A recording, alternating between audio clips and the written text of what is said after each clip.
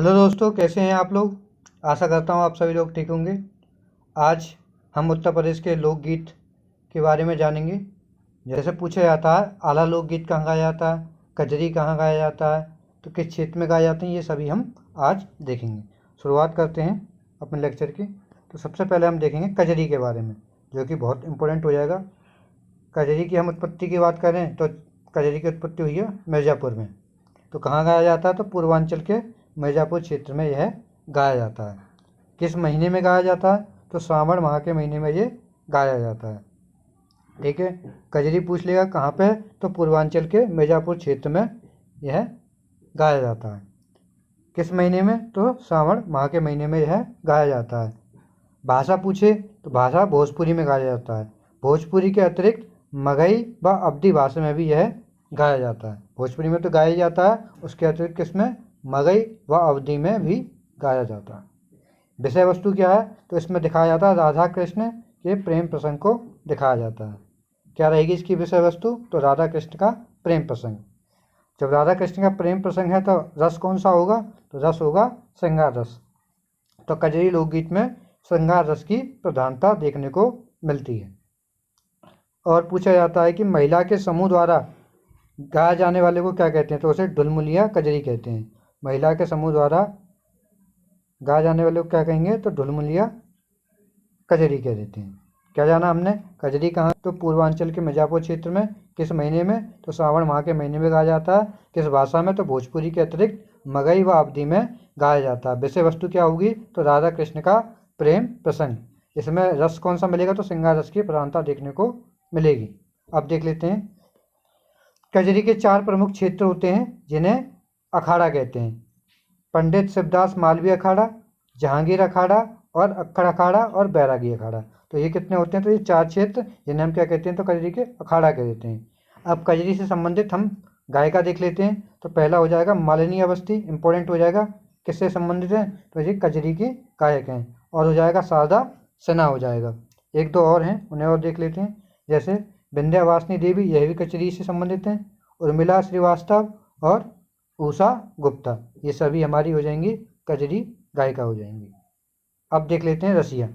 रसिया तो सबको पता होगी कहाँ गाया जाता है, तो ब्रज क्षेत्र में का प्रमुख लोकगीत हो जाएगा।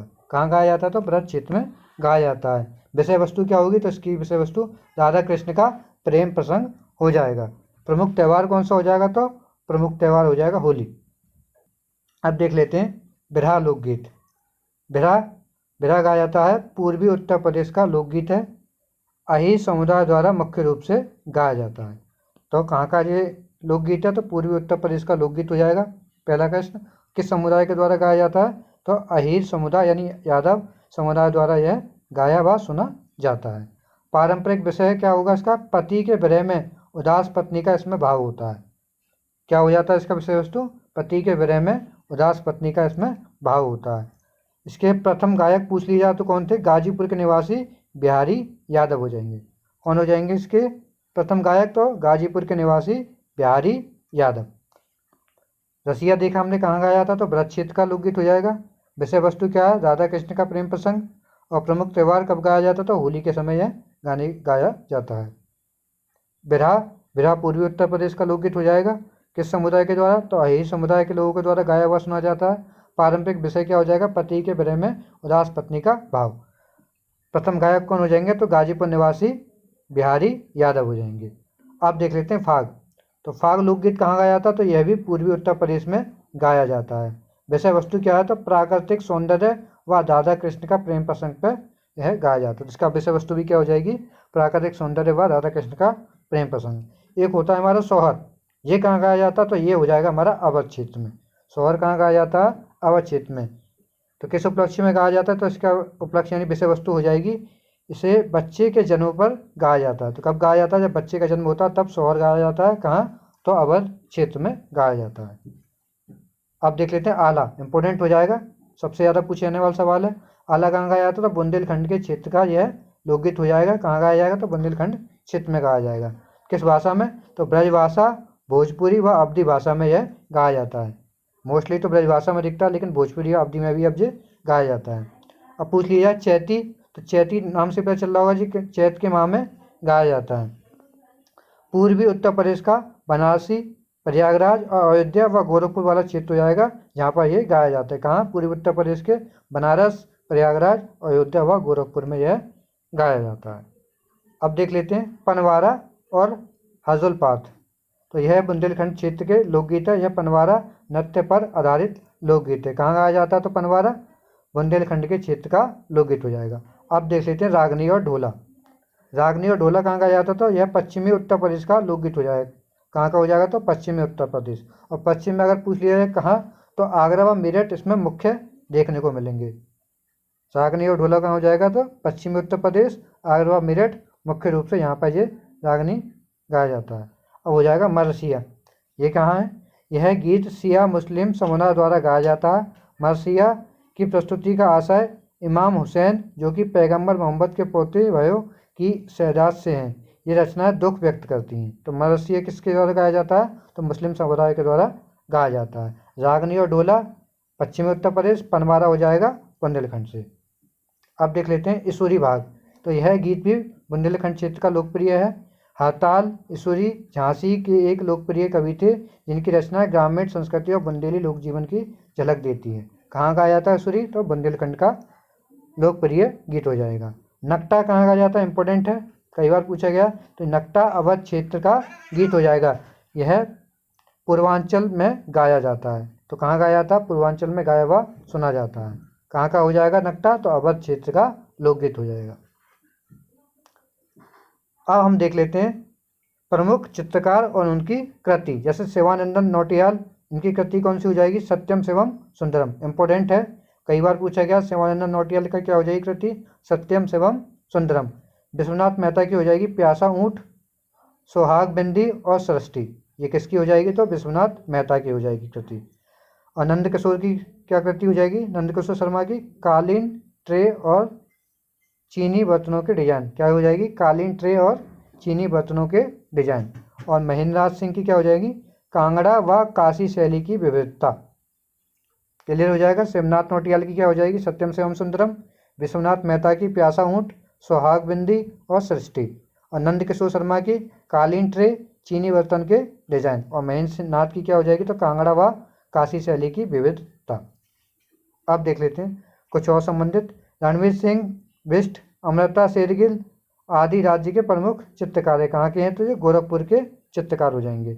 और प्रदेश चित्रकला विकास में ग्राफिक विद्या की शुरुआत ललित मोहन सेन ने की थी। तो ग्राफिक विद्या की शुरुआत किसने करी थी प्रदेश में?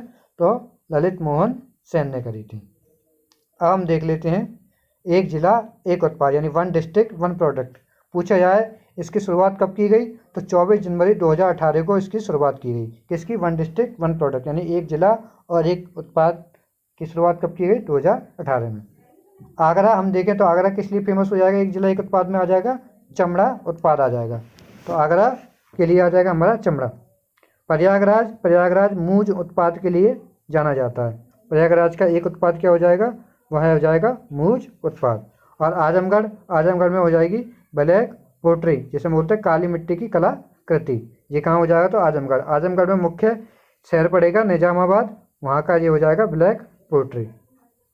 और देखें जैसे बलिया का हम कई बार पढ़ चुके हैं, क्या है बलिया का? वन डिस्ट्रिक्ट वन प्रोडक्ट, तो बिंदी हो जाएगा। जैसे वहाँ की लैंग्वेज में टिकली बोलते हैं, क्या बोलते हैं? टुकली। अब देख लेते हैं फिरोजाबाद, इंपॉर्टेंट हो जाएगा। फिरोजाबाद किस लिए? तो कांच उत्पादन के लिए फिरोजाबाद हो जाएगा। और फिरोजाबाद को हमने देखा सुहाग नगरी भी बोलते हैं, ठीक है। और मैनपुरी किस लिए हो जाएगा? तो तारकसी कला के लिए हो जाएगा मैनपुरी। किसके लिए हो जाएगा? तारकसी कला। जैसे हुक्के पे जो तांबे के तार से जो डिजाइन बनी हुई होती है उसे हम तारकसी कला कहते हैं। और हाथरस तो सब जानते हैं, हींग उत्पादन के लिए हाथ से हाथरस, हाथ से हींग। तो हींग उत्पादन के लिए कौन हो जाएगा? तो हाथरस हो जाएगा। नेक्स्ट देखते हैं कौशाम्बी वही जिसका मुख्यालय कहाँ है? मंजनपुर। तो ये किस लिए? तो खाद्य प्रसंस्करण के लिए जाना जाता है। तो यहाँ पर खाद्य प्रसंस्करण में क्या आ जाएगा? तो केला आ जाएगा। एटा इंपॉर्टेंट हो जाएगा, किस लिए? तो घंटा व घुंघरू के लिए फेमस है। पूरे भारत में घंटा व घुंघरू यहीं से जाते हैं बन के। अब देख लेते हैं कासगंज हो जाएगा जरी जादव जी के लिए। तो कासगंज किस लिए हो जाएगा? तो जरी जादव जी के लिए हो जाएगा कासगंज। मथुरा हो जाएगा सैनिटरी फिटिंग के लिए हो जाएगा मथुरा में वैसे पीतल की मूर्तियाँ भी बनाई जाती हैं, तो इसलिए भी मथुरा हो जाएगा। ठीक है, सैनिटरी फिटिंग के लिए भी, जैसे टोंटी वगैरह जो होती हैं वो सब के लिए हो जाएगा हमारा मथुरा सैनिटरी फिटिंग।